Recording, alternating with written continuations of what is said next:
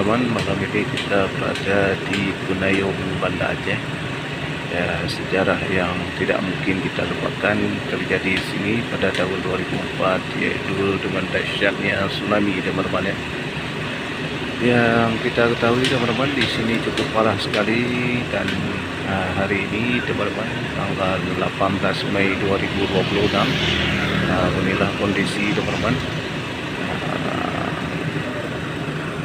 Kondisi di pasar Nayo.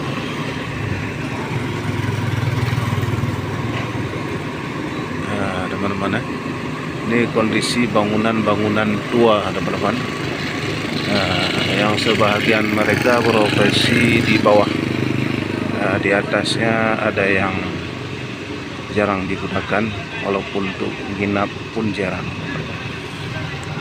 teman-teman. Inilah kota Gunayung, Banda Aceh. Bila bermanfaat tolong dibagikan, share teman-teman.